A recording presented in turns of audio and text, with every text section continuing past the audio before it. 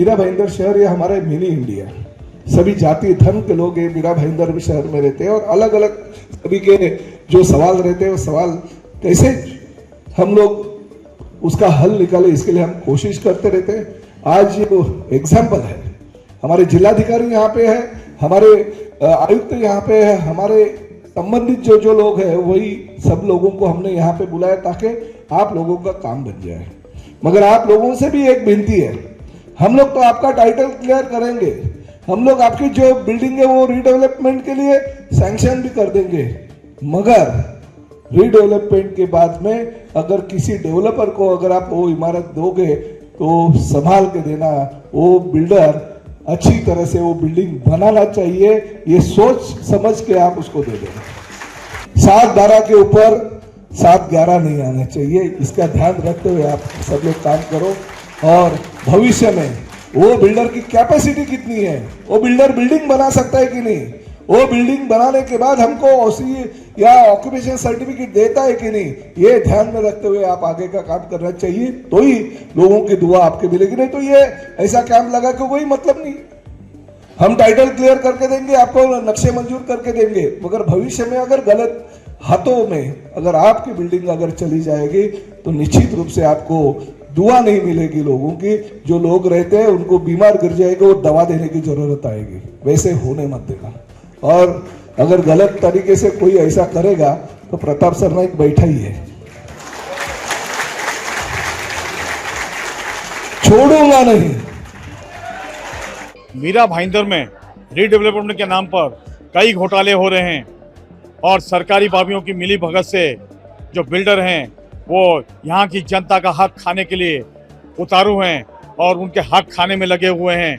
और इन्हीं सभी मुद्दों को मद्देनजर देखते हुए कहीं 79 नहीं हो रहा है, 79 की प्रक्रिया में घोटाले हो रहे हैं, तो कहीं डीम कन्वेंस में घोटाले हो रहे हैं, कहीं 7-12 में नाम नहीं चढ़ रहे हैं, यूएलसी का प्रॉब्लम आ रहा है, यूएलसी की एनओसी के बिना 7-12 में नाम नहीं जा रहा है। इन सभी बातों को ध्यान में रखते हुए मंत्री जो महाराष्ट्र के परिवहन मंत्री है प्रताप सरनाइक, उन्होंने यहाँ पर मार्गदर्शन शिविर रखा था और मार्गदर्शन शिविर में आज हजारों की संख्या में लोग यहाँ पर शामिल हुए। उन्होंने अपनी अपनी समस्याएं रखी यहाँ पर। इस मार्गदर्शन शिविर में अधिकारियों का, उनके कर्मचारियों का यहाँ पर बाकायदा टेबल लगाए गए थे। हर डिपार्टमेंट के वहाँ पे जाके आप अपनी शिकायत दीजिए, उन शिकायतों का 1 महीने के अंदर निवारण करना है और निवारण करते हुए जनता को न्याय देना है, ऐसा कहना है माननीय परिवहन मंत्री प्रताप सरनाइक का। और यहाँ पे मनपा आयुक्त राधा विनोद शर्मा, कलेक्टर पंचाल जी और महसूल विभाग के अधिकारी, तहसीलदार, ये सारे अधिकारी यहाँ मौजूद थे। उनकी मौजूदगी में यहाँ पे मार्गदर्शन शिविर रखा गया था और सभी का मार्गदर्शन किया गया, जनता का किया है। अक्सर होता क्या है, मार्गदर्शन शिविर में मार्गदर्शक तो किया जाता है लेकिन उसके बाद भी जनता जो है परेशान रहती है, उनको अपनी जूती घिसाने पड़ती है, उनके कार्य नहीं होते हैं।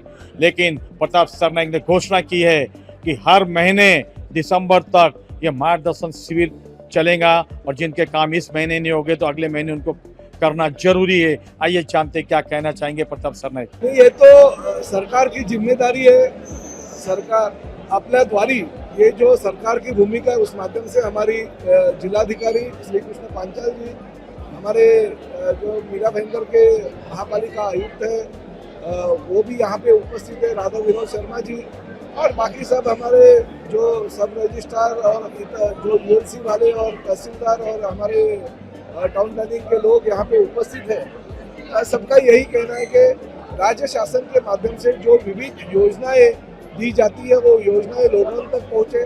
साथ ही में मीरा भाईंदर शहर में बहुत जटिल समस्या है क्योंकि डीम कन्वेंस अभी तक बहुत सारे बिल्डिंगों का नहीं हो गया। जो पुरानी और जर्जर इमारतें हैं उनको रीडेवलपमेंट के लिए परमिशन नहीं मिलता है क्योंकि उनके टाइटल क्लियर नहीं रहते।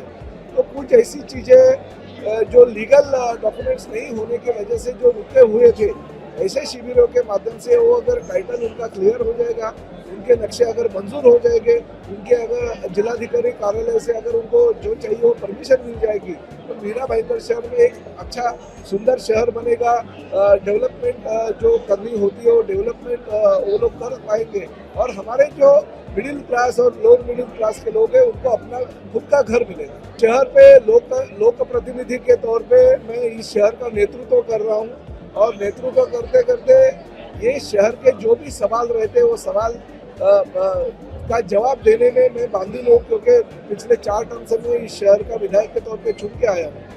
तो मेरी जिम्मेदारी बनती है लोगों को जो चाहिए वो सेवा देना, और मैंने सिर्फ एक शिविर नहीं रखना है ताकि वो पॉलिटिकल कोई फायदा उससे हो।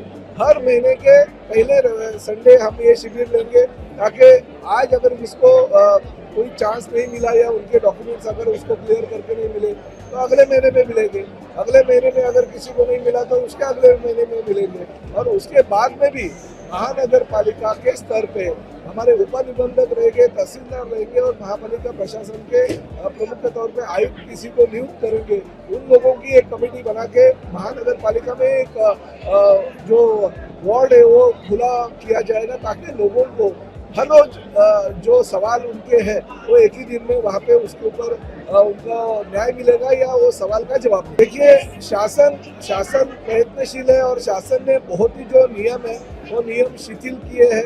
बहुत सारे लोगों को उस शिथिल नियम करने के बाद फायदा होगा, क्योंकि देखिए जो लोग हैं वो उनका हक मांग रहे हैं, हम तो हमारे जेब से उनको कुछ नहीं दे रहे। जो कानून है, और कुछ कानून तो अंग्रेजों को जमाने के कानून है, वो बदलने की जरूरत है। और ये कानून अगर बदल के हमारे गोर गरीब जो लोअर मिडिल क्लास और मिडिल क्लास लोगों का अगर फायदा होता है और उनका अगर काम होता है, उनकी बिल्डिंग की जो जर्जर हो गई है वो अगर डेवलपमेंट अगर उसकी होती है तो निश्चित रूप से हमारा वो कर्तव्य और शासन उनके साथ में रहे। सर, यूएलसी की वजह से कलेक्टर साहब यहाँ से एनओसी नहीं मिलता है और 7/12 में नाम नहीं चढ़ रहे हैं, तो क्या करेंगे सर? नहीं, इसके लिए माननीय कलेक्टर साहब भी यहाँ पे हैं और उनको देखिए आज लोगों की हजारों की संख्या में यहाँ जो उपस्थिति है वो जिलाधिकारी साहब को भी पता चला कि नहीं ये गंभीर समस्या है और ये गंभीर समस्या का हल उनको करना ही पड़ेगा, क्योंकि आज जर्जर इमारतें यूएलसी की वजह से अगर रीडेवलपमेंट को उनको परमिशन नहीं मिली तो इमारतें वो गिर सकती है, लोगों की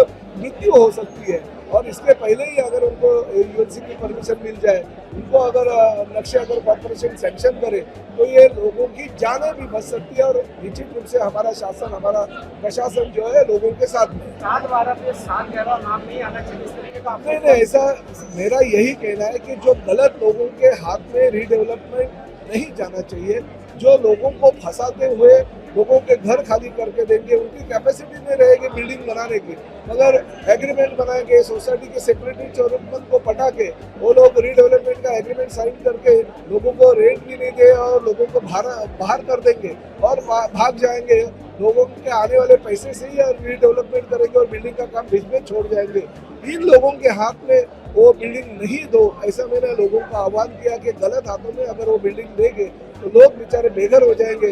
वो उनको उस वक्त अब ऐसा लगता है कि नहीं हमारी पुरानी धोखादायक बिल्डिंग थी वो अच्छी थी, अब तो ना घर का रहे ना घाट का रहे, इसी परिस्थिति शहर में निर्माण नहीं होनी चाहिए। दर्शकों, प्रताप सरनाईक ने सटीक जानकारी दी है, पत्रकारों के पूछे सवालों पर भी जवाब दिया है उन्होंने। अब जनता को चाहिए इस मार्गदर्शन शिविर में आए और जिस तरीके से जनता गुमराह होती है तो मार्गदर्शन शिविर में आने पे उनको जरूर नॉलेज प्राप्त होगा और उनके कार्य जो है वो आसान हो जाएंगे। लेकिन ले चलते हैं दर्शकों आपको उन लोगों के पास जिनके खट्टे मीठे अनुभव हैं। कई लोग जो हैं इस मार्गदर्शन शिविर के बाद भी परेशान रहते हैं, क्योंकि इसके पहले नरेंद्र मेहता ने भी 2 बार मार्गदर्शन शिविर लिया है, लेकिन लोगों के काम हुए हैं, कई लोगों के नहीं हुए। जिन लोगों के नहीं हुए उन्होंने अपनी नाराजगी व्यक्त की है। क्या है उनकी नाराजगी, आइए जानते हैं। मैं मीराधाम सोसाइटी से आता हूँ, मेरा गाँव मीराधाम सोसाइटी 143 सर्वे नंबर है। 141 और 142 से हमारे प्लॉट के ऊपर अतिक्रमण रोड बना है। दूसरा, हमारे सोसाइटी के अंदर एक अनधिकृत बांधकाम है, उसके लिए भी हमने एप्लीकेशन किया था, लेकिन आज के मीटिंग में ये सब चीज़ें हुई नहीं है। डीम का मुद्दा था, उसमें जो ऑर्डर लिया था हमने वो कन्वर्ट करने का था, डीम लीज में कन्वर्ट करने का था, तो वो ऑर्डर का अभी तक हमको हाईकोर्ट का जो ऑर्डर था वो मुताबिक 3 महीने में होना चाहिए था, जो हुआ नहीं है। आपके जो रजिस्ट्रार है हमारे डीडीआर साहब ने आज तक हमको ऑर्डर दिया नहीं है, उसके वजह से हमारा रीडेवलपमेंट का प्रोसीजर पूरा रुक गया है। उनका कहना है अभी 6 तारीख को उन्होंने हियरिंग लगाया है, इसमें उनका क्या कहना है मालूम पड़ेगा। रोड मैजिक स्टार बिल्डर करके है, उन्होंने बनाया है और 142 से वो रोड बना है। 143 में हमारा सर्वे नंबर 143 है, और 143 का बिना परमिशन से उन्होंने वो रोड बनाया है। पहले रोड नहीं था, वो हमारा ग्राउंड था, उसमें से बच्चे लोग खेलने का आते थे, लेकिन अभी उसको रोड बनने से हमारा सोसाइटी का रीडेवलपमेंट रुक गया है। महानगर पालिका को हमने 2007 से पेपर वर्क चालू है हमारा, लेकिन महानगर पालिका कोई कार्रवाई कर नहीं रही है। मैजिक स्टार में विक्रम प्रताप सिंह है, शायद पार्टनर में कौन राजू गोयर भी है शायद। मैं मीरा रोड में रहता हूँ। मेन मुद्दे पे जो हमने उनको पेपर दिया था कि हमारे मुद्दे नगर पालिका के कमिश्नर से पूछिए, लेकिन वो जवाब नहीं दे पाए। मेन मुद्दा क्या है हमारा कि जो UDCPR आने के बाद बेसिक FSI और गार्डन का FSI जो बड़ा है, वो नगर पालिका सोसाइटी को ना देते हुए 20-25 साल पुराने लेआउट रिवाइज करके बिल्डरों को दे रही है। तो जब हम कन्विंस ले भी लेंगे और हमारा FSI जब बिल्डर ले चुका रहेगा तो कन्विंस लेके हम करेंगे क्या, पहला चीज़। दूसरा, नगर पालिका के पास डॉक्यूमेंट ही नहीं है सोसाइटियों के, तो हमको कन्विंस मिलेगा कैसे? टीम कन्विंस के लिए जाते तो रजिस्ट्रार बोलते पेपर लाइए, पेपर ही नहीं तो कन्विंस मिलेगा कैसा? ये लोग हमको बता रहे कि कन्विंस ऐसा ऐसा मिलेगा, प्रोसीजर बता रहे, लेकिन नगर पालिका को सरनाइक साहब ये नहीं पूछ रहे हैं कि आपके डॉक्यूमेंट किधर है आपके ऑफिस में। जब परमिशन दी गई है बिल्डिंग को, परमिशन का पेपर किधर है, उसका जवाब वो नहीं दे पाए। आज 30 साल हो गया है, लेआउट बन चुके हैं, सारा FSI यूज हो गया है। UDCPR आने के बाद जो FSI बढ़ा हुआ है, तो वो FSI तो सोसाइटियों का है ना, तो बिल्डर कैसे ले रहे हैं उसको और नगर पालिका दे कैसे रही है? और नगर पालिका के कमिश्नर जब हियरिंग लेते हैं, 1-2 मिनट में हियरिंग खत्म कर देते हैं, हमारी सुनते ही नहीं है। तो इसके ऊपर हम जवाब मांगे थे, लेकिन जवाब हमको नहीं मिला। हमने तो ये पेपर सरनाइक साहब को दिए हैं, जिसके ऊपर हम ये सारे मुद्दे पे उनसे मांगे हुए हैं। आज का शिविर बहुत अच्छा लगा, बहुत जानकारी मिली। प्रताप सरनाइक साहब ने अपना मुद्दा रखा, लोगों को आश्वासन दिया कि आगे हम काम करेंगे और मीरा भाईंदर को और उसका सुंदर करेंगे, बिल्डिंग बड़ी बड़ी बिल्डिंग बनाएंगे, जितना भी 7/12 का प्रॉब्लम है सॉल्व करेंगे।